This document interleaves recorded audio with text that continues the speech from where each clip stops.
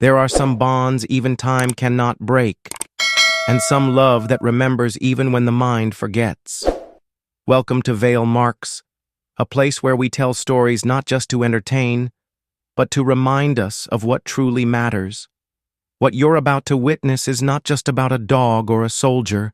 It's a journey through memory, loss, and the kind of loyalty that defies death itself. This is a deeply emotional story that carries a powerful lesson. Please watch it until the very end. You won't want to miss the incredible twist. And if it touches your heart, don't forget to subscribe. Every subscription helps this channel grow and creates motivation for me to bring you even more meaningful stories. In the quiet wing of a rural animal rescue center, far from the noisy barking and cheerful adoption chatter, there was one kennel that always seemed a little too still. Inside it lay a large gray Pitbull with a thick, muscular frame, but despite his imposing build, there was no aggression in his eyes. His name was Bandit, or at least that's what the intake form said. He had been dropped off 2 days earlier by a stranger who didn't leave a name, only muttering something about found him wandering near the old highway. No microchip, no history, just a silver collar dulled by time and wear, and a pair of eyes that didn't blink, even when the world moved around him. Dr. Miles Bennett had seen countless dogs in his years as a veterinarian, abused dogs, abandoned dogs, overbred dogs, but something about Bandit made him stop in his tracks. There was no growl, no bark, not even a warning when Miles approached the kennel. Just silence. A kind of hollow, haunting stillness that told him this dog wasn't just frightened, he was holding on to something. Something too big for any animal to carry alone. Bandit didn't move much. He lay facing the wall, his back turned to the world, as though he were trying to disappear into it. Occasionally, he would glance over his shoulder, but only when the room was empty. His food bowl often went untouched until nightfall, and even then, he ate slowly, like someone who had forgotten what hunger felt like. His water remained nearly full most days. He didn't react to the other dogs barking nearby. The sounds of life around him seemed to bounce off the walls of his silence. But there was one thing he did respond to. Anyone reaching for his collar. The moment a hand moved too close, Bandit would stiffen. His ears would press flat against his head, his eyes would sharpen, and a low, guttural growl would rise from his throat, not in menace but in warning. His whole body seemed to say, "Don't touch it." The silver collar around his neck, though scratched and worn, was clearly something he wasn't willing to part with. It wasn't about fear or trauma. It was something else entirely, something sacred. Miles noticed it right away.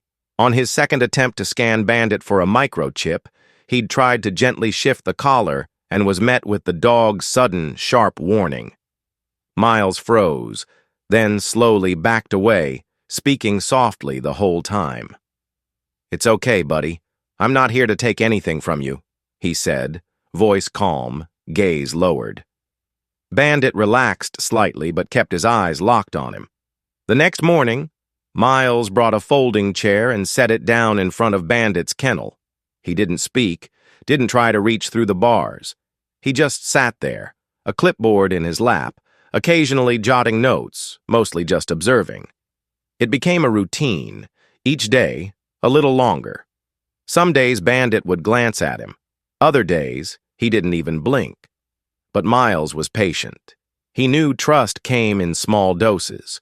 It wasn't until Sophie, the new vet assistant, started her shift that something finally shifted.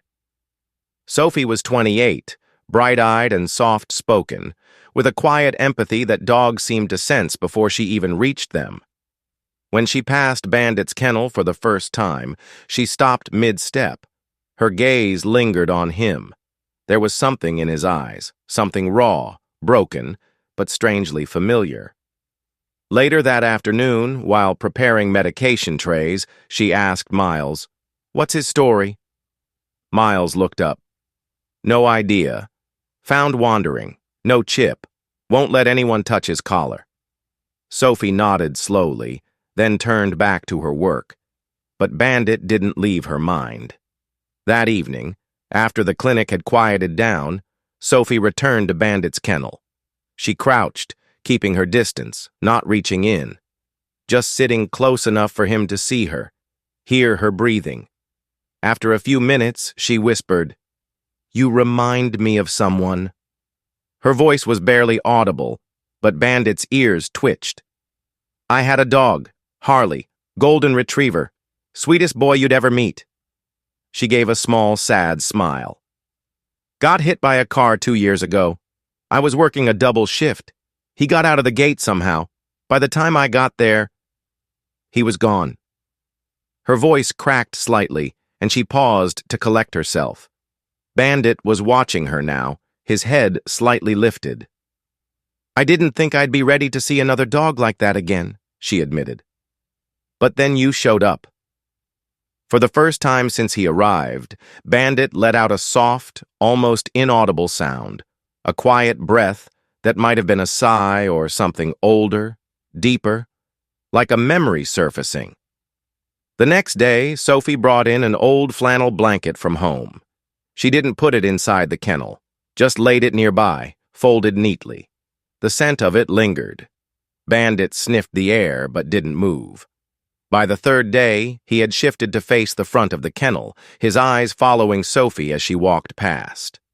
Miles noticed the change. "He likes you," he said with a quiet smile. "Maybe he sees something in me," Sophie replied, her tone thoughtful. "Or maybe he just misses someone too." It was then that Miles began to wonder, was Bandit waiting for someone, or guarding something far more precious than any collar or command? As he watched the dog settle back into his corner, paws gently wrapped around the old silver collar, a strange chill ran down his spine. There was a story here, buried deep beneath muscle and memory, and Miles knew he had to find it. The clinic was unusually quiet that afternoon, the kind of stillness that settles when the last surgery is done, the phones have stopped ringing, and the animals are resting after another long day. Dr. Miles Bennett moved through the hallway with practiced ease, clipboard in hand, his boots tapping softly against the linoleum floor. He passed kennel after kennel, some filled with soft snores, others with restless shifting, but when he reached the farthest one, he paused. Bandit was asleep. It was the first time Miles had seen the Pitbull in such a deep slumber. Normally, Bandit was alert even when his eyes were closed, the kind of sleep where every creak in the floorboards could snap him awake. But now, his chest rose and fell in steady rhythm. His ears twitched only slightly at the sound of Miles approaching. This might be the only chance, Miles thought. He crouched slowly, carefully, just outside the bars of the kennel. The silver collar around Bandit's neck caught a shaft of fading sunlight. And for the first time, Miles noticed just how worn it was. The metal was dull and pitted, the edges slightly bent, like it had seen too many days under harsh sun or cold rain. There was grime in the grooves, and near the buckle, a patch of dried rust. But something else caught his attention: engraving. Miles leaned in, squinting to get a better look. At first, it was just scratches, too faint to mean anything, but the more he studied it, the more deliberate those marks began to look. With a gloved hand, he slowly reached between the bars, not to touch Bandit, but just to gently shift the edge of the collar where the tag had rotated slightly. Bandit stirred, a low breath rumbling in his chest, but didn't wake. There it was, a name etched by hand, not with a machine, but crudely, with something sharp and pointed. The letters were shallow, uneven, but still legible enough to make out. D. Whitaker, Fort Bragg. Semper Fi Miles's breath caught in his throat. He stared at the words, letting them settle into his brain like puzzle pieces falling into place. D. Whitaker, Fort Bragg. Semper Fi, the Marine Corps motto. That wasn't just a name. That was a soldier, a man who had served. A man who, apparently, had once belonged to Bandit, Or perhaps the other way around. And then, as he carefully turned the collar to check the other side, he noticed two thin marks, parallel, symmetrical, and deeply scratched into the metal. Not accidental, intentional. They weren't letters, they weren't numbers, just two clean, straight lines. At first glance, they looked meaningless, but something about them, something instinctual, made Miles think otherwise. They weren't decoration, they were a signature, the kind of mark someone might make in the field. Primitive, but permanent. A way of saying, this is mine, this matters. Miles sat back on his heels, mind racing. The engraving wasn't the kind you'd find in a pet store or engraved by a cheerful employee at a mall kiosk. No, this was personal, private. It had weight. He looked at Bandit, still curled in a tight crescent, the old collar resting like armor around his neck. There was no mistaking it now. This wasn't just some abandoned dog who'd wandered onto the road. This dog had a history, a past wrapped in military service, loss, and perhaps something darker. But who was D. Whitaker? Miles stood and stepped back, reaching into his coat pocket for his phone. He quickly jotted the information down: name, base, motto, and those mysterious twin marks. He wasn't even sure where to start looking yet, but this changed everything. He returned to his office, pushed aside a stack of unread reports, and opened his laptop. A quick search pulled up dozens of references to Fort Bragg.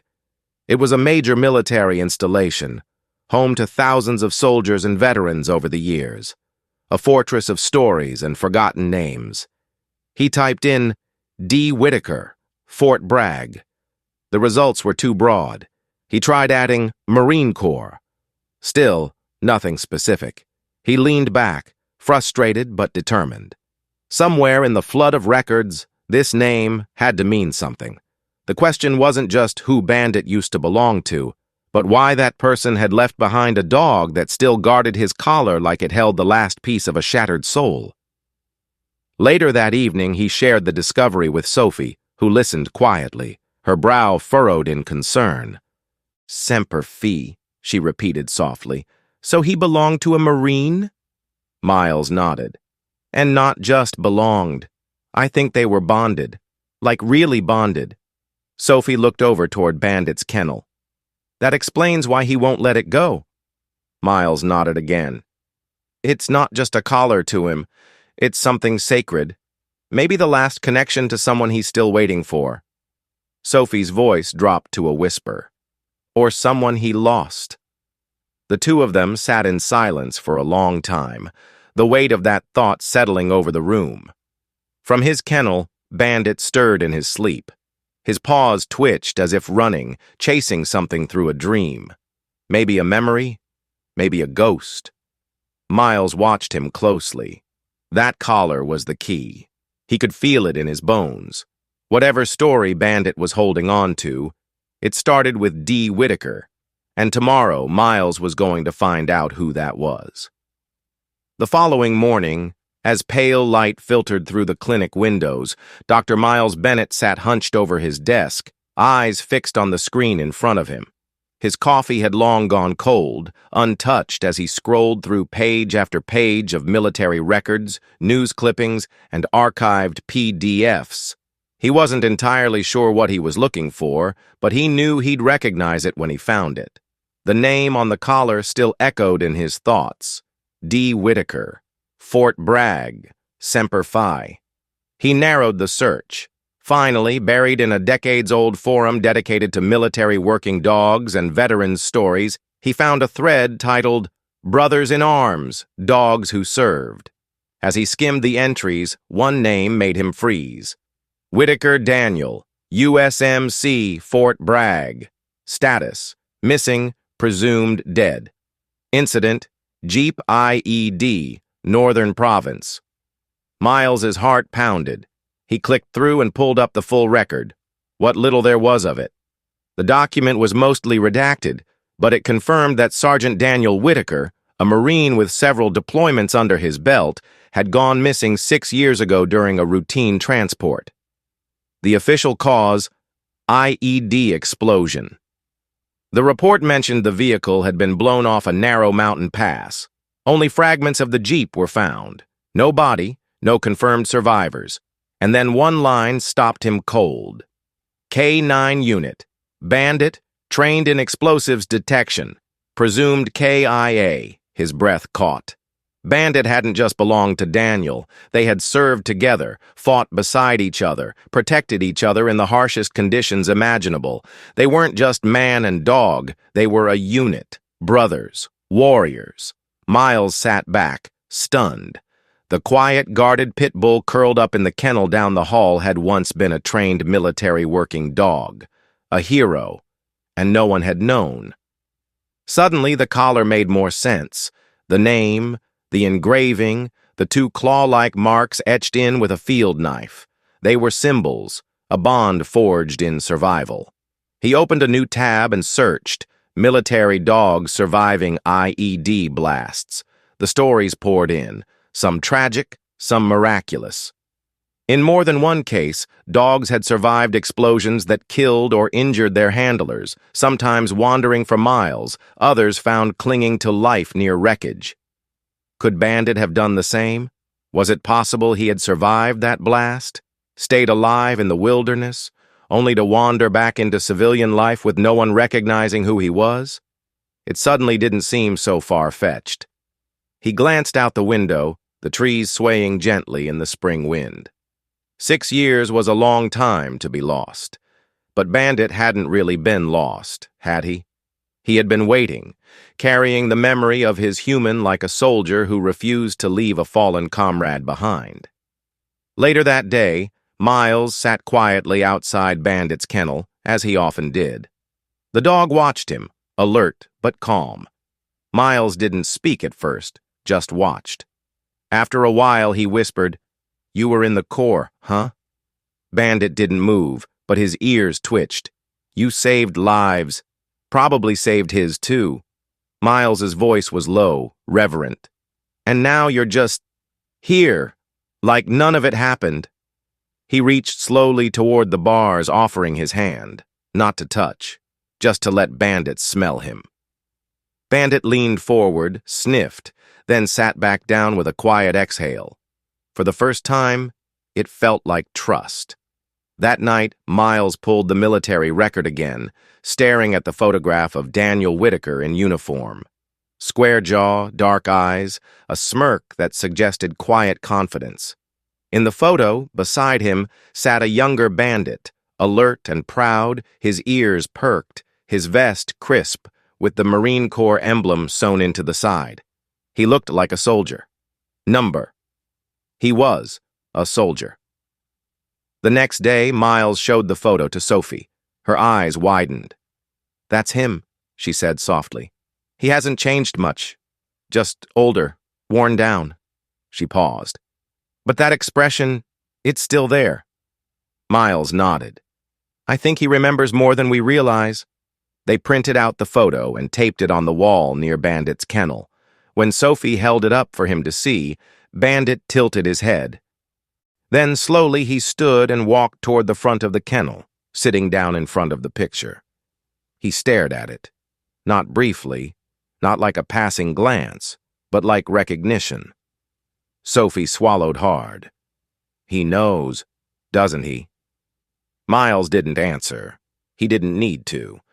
From that moment on, Bandit's behavior began to shift. He responded to commands, not the typical sit or stay, but military terms. At ease. Guard. Track. Commands he shouldn't have known, unless he had been trained.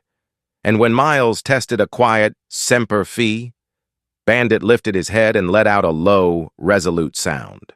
Not a bark. Not a growl. A statement. That same afternoon, Miles sent an inquiry to a Veterans Liaison office near Fort Bragg asking for information on Daniel Whitaker just in case.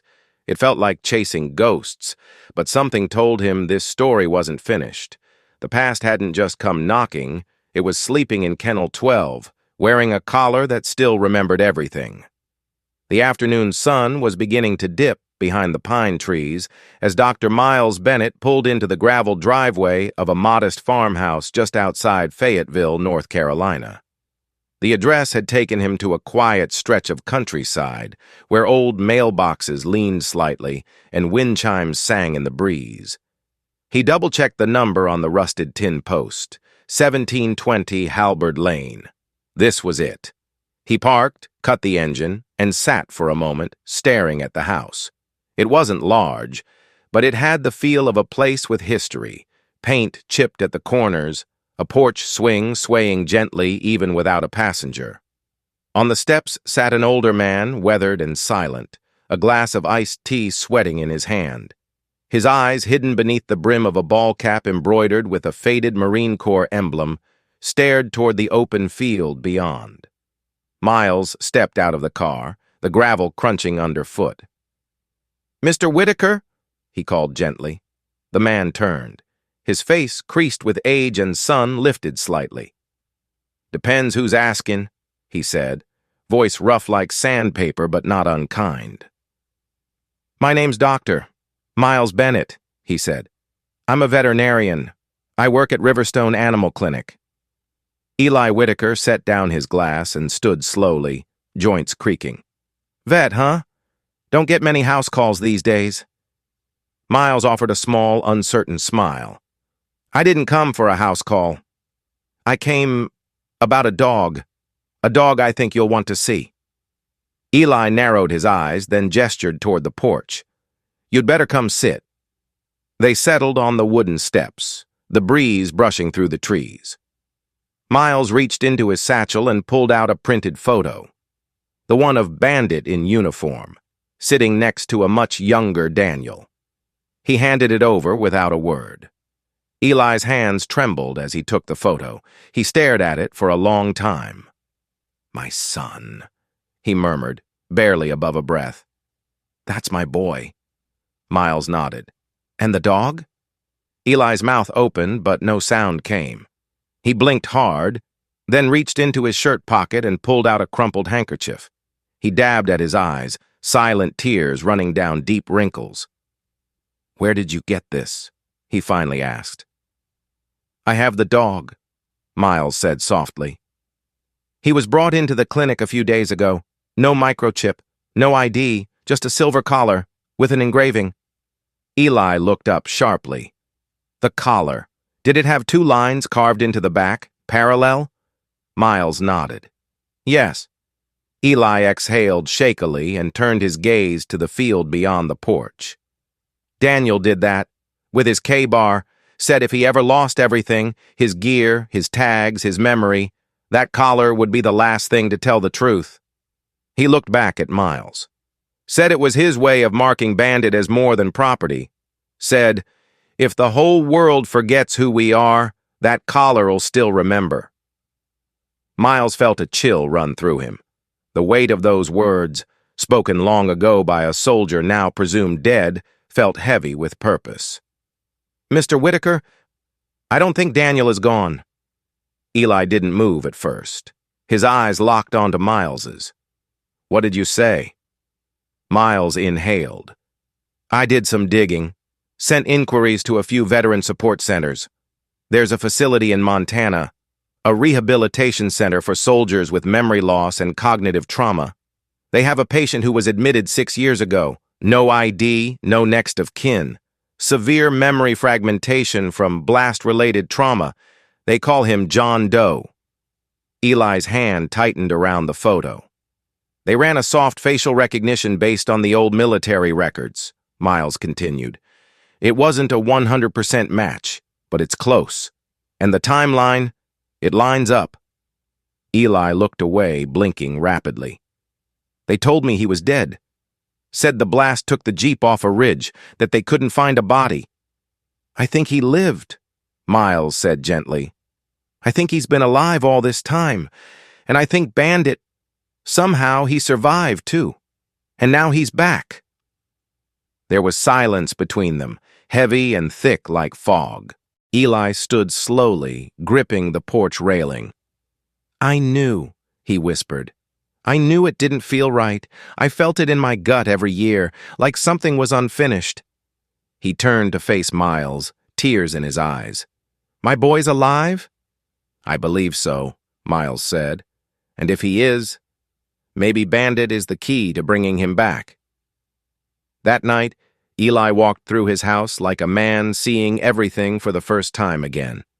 He retrieved an old box from the hallway closet, full of Daniel's things, medals, patches, letters, and photos. He and Miles sat on the living room floor, sifting through memories frozen in time. He loved that dog, Eli said, holding up a torn photo of Bandit as a puppy, tongue hanging out, muddy paws on a young Daniel's chest. They were never apart, not even when he deployed. Miles said quietly, I think Bandit's been carrying Daniel's memory for 6 years. Eli let out a sound, part laugh, part sob. And maybe now, he's bringing it back. They arranged a call with the Montana facility for the following day.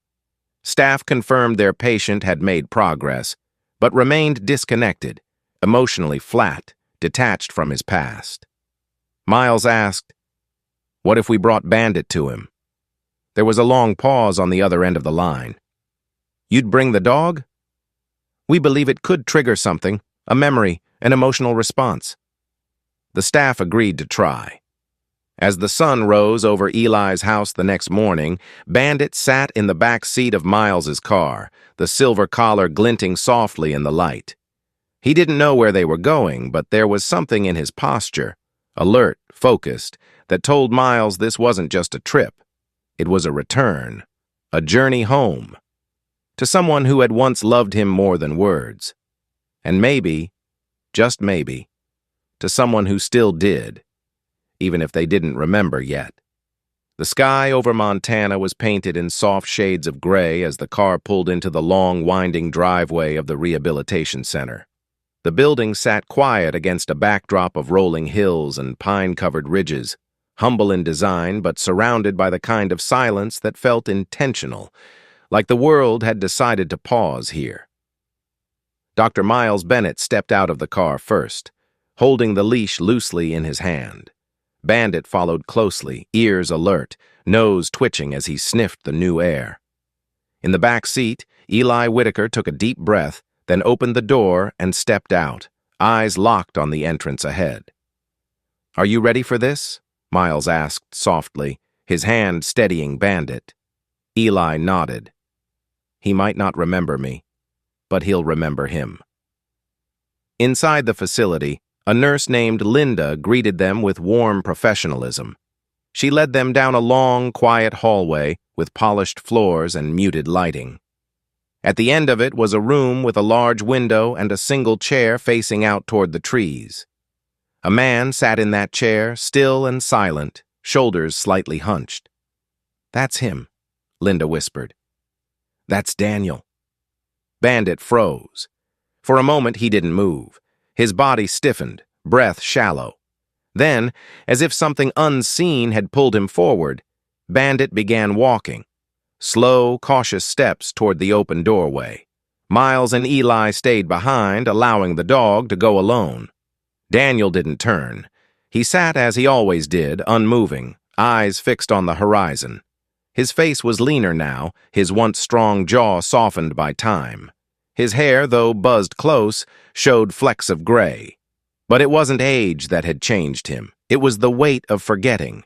He seemed distant, almost transparent, like a memory fading in real time. Bandit stopped in the doorway. For a few seconds, there was nothing but the hum of soft air conditioning and the quiet ticking of a wall clock. Then, without a sound, Bandit lowered his body to the floor. Slowly, deliberately, he eased down into a familiar position, chest low, head bowed, front paws extended forward. The exact stance he had once taken beside Daniel's cot during deployment. It wasn't a trick or a command.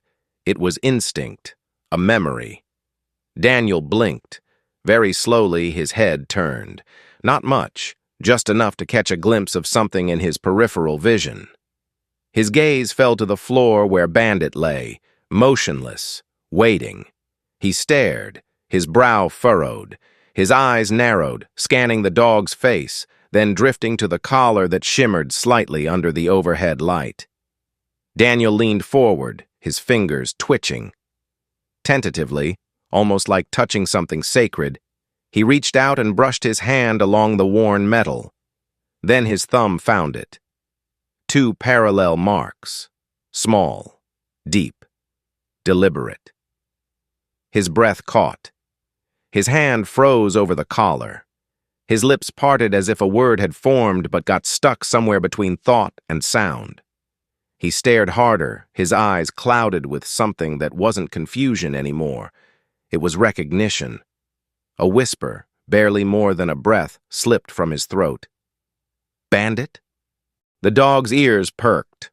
A soft, aching whine rose from his chest. Bandit lifted his head and took a slow step forward, then another, until he was beside Daniel's chair. And then, he rested his head gently on Daniel's knee. Daniel didn't move at first. His hand hovered above the broad skull of the dog that had waited 6 years for this moment. Finally, he let it fall. Fingers threading through short fur, thumb brushing once more over the ridged metal of the collar. His shoulders began to tremble. Tears slipped silently down his cheeks, leaving streaks on his weathered face. He pulled Bandit closer, resting his forehead against the dog's, his voice cracking under the weight of buried emotion. "I thought you were gone," he whispered. I lost everything." Bandit let out a soft, almost human-sounding sigh and closed his eyes. Eli stood in the doorway now, hands trembling at his sides. His mouth opened, but no words came. Miles placed a hand on his shoulder, grounding him, keeping him upright. Linda stepped forward gently, tears in her own eyes. "We've never seen him like this. He hasn't spoken a word in months." The moment was more than reunion. It was resurrection. This wasn't just a dog finding his person. It was a soul recognizing another. A tether long thought broken, slowly stitching itself back together. For 6 years, Daniel had been lost in fog. But Bandit, faithful to the end, had never stopped holding the thread. And now, he had returned to place it back into Daniel's hands. They stayed like that for a long time, man and dog, heads pressed together, the rest of the world quietly falling away. Miles watched from the hall, a lump in his throat. The science of healing could explain a lot, but this was something else, something deeper, something sacred. Later, Daniel sat upright in his bed. Bandit curled at his side and asked for something no one expected. "Can I see my father?" Eli stepped into the room, his voice trembling. "I'm here, son." Daniel turned toward him. His eyes were red, but alert. A bit of the old fire glinted there. Did you bring him back to me?" "No," Eli said softly. "He brought you back to us." And just like that, the circle closed. Not an end, but a beginning. A man remembered, a dog returned, and a bond that time, war, and memory could not erase had finally found its way home. The days that followed Daniel and Bandit's reunion were filled with quiet awe. The entire staff at the rehabilitation center moved through the halls with a new energy. Whispers of, "He spoke today," or "He asked for Bandit again," floated from room to room like bits of light slipping through the cracks. Dr. Miles Bennett was deeply moved by what he had witnessed. Yet, amidst the joy and transformation, there was one person who remained quietly affected in her own way. Sophie. She had been there from the beginning, cleaning Bandit's kennel, watching his every move, learning his silence as though it were a second language. She had helped feed him, sat outside his kennel just to be near him, and spoke in whispers he never answered but always seemed to hear. But until now, she had never spoken of her own story.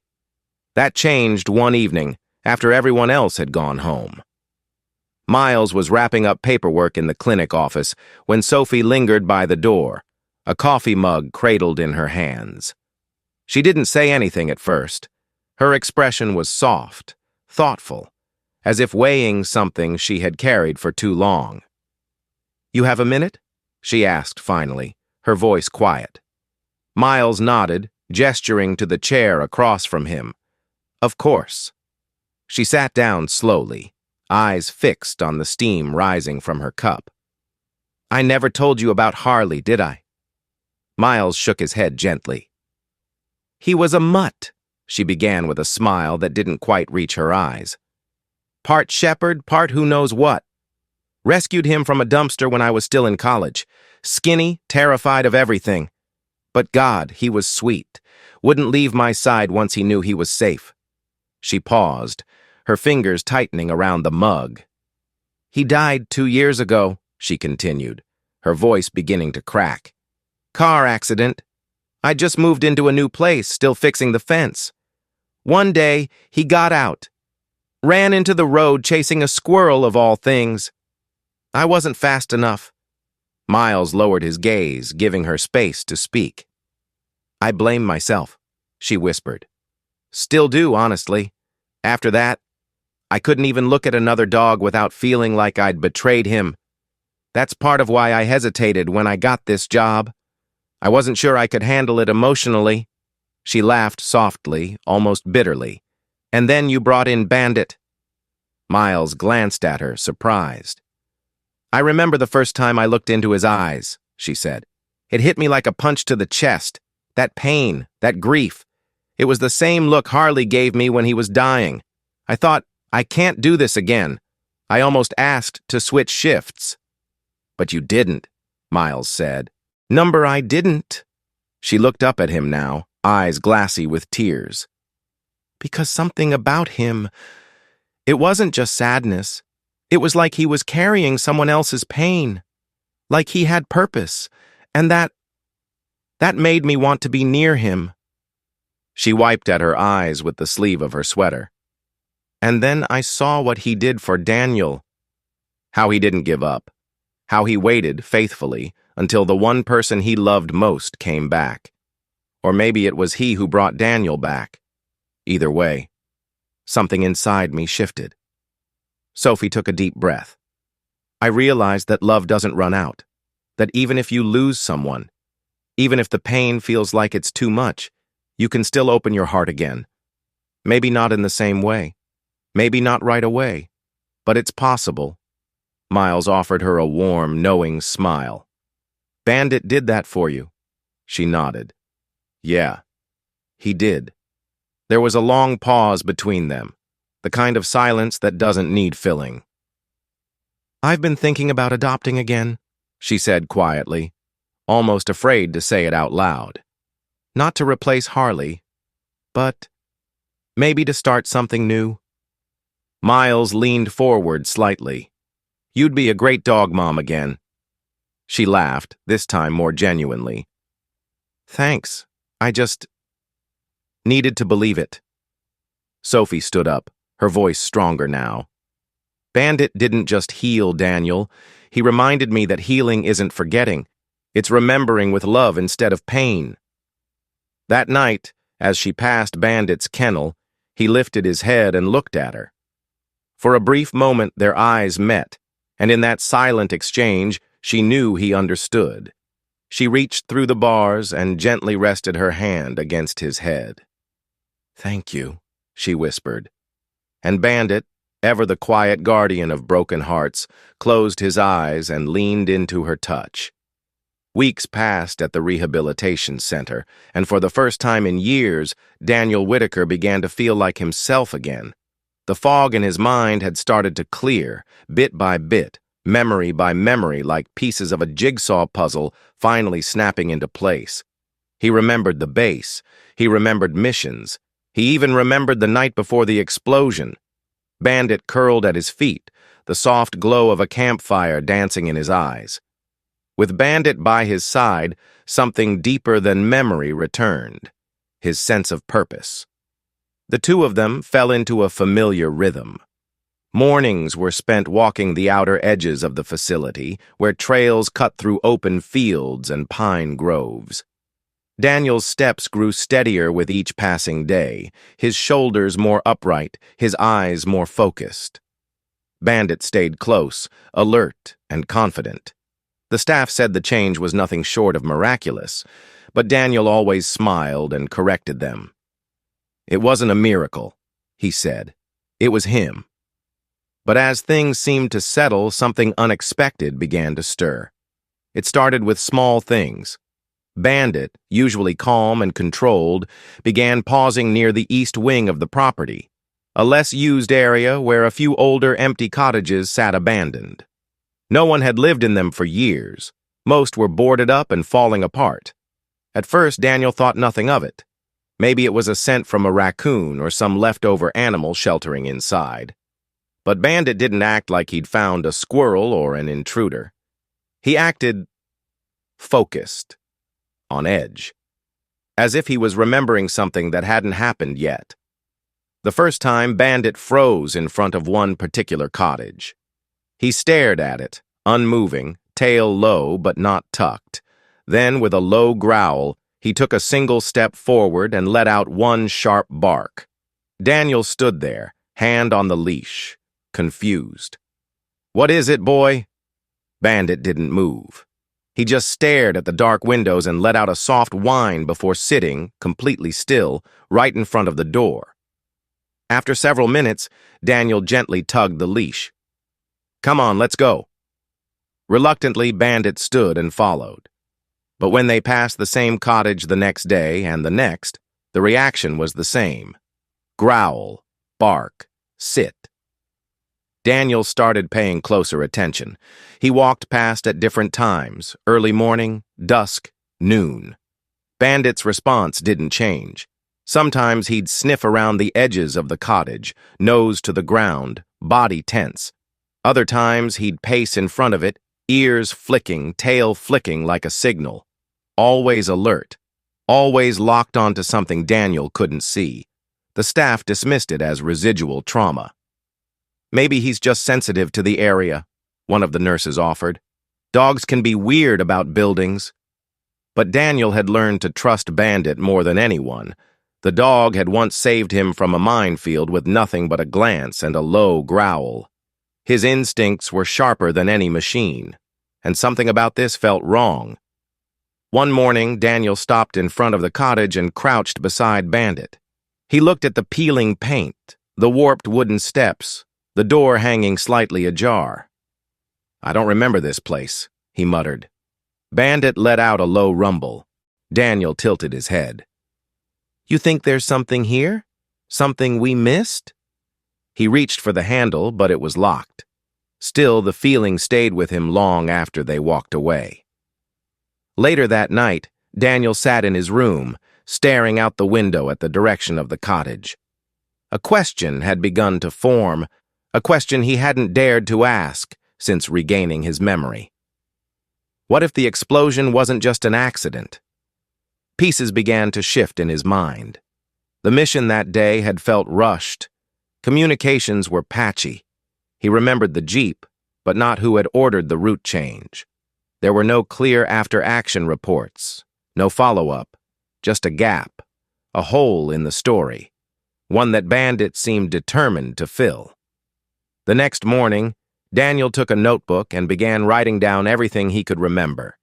Names, places, details.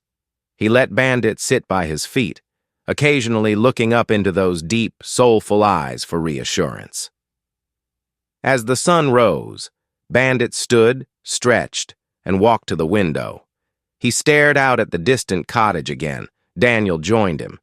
"You're trying to tell me something," he said softly. Bandit didn't bark. He didn't growl. He just turned his head and looked directly into Daniel's eyes. There was something in that look, steady, unwavering, and ancient. Not just loyalty, but urgency. A spark of command. The look of a soldier ready to act, waiting for the moment to move. Daniel's heart beat a little faster. "There's more to this, isn't there?" Bandit tilted his head. And in that quiet exchange, Daniel understood. The past wasn't done with them yet. The story wasn't over, not even close. As the morning wind rustled the trees and the distant cottage stood silent in its secrets, Bandit stepped forward, tail raised, gaze fixed, and Daniel followed. As Bandit stood before that old, silent cottage, his body still, his eyes locked onto Daniel's, something unspoken passed between them. Not fear, not confusion, but purpose. That undeniable sense that the story they thought had ended was only just beginning. Sometimes the most powerful truths don't come in words, but in instinct.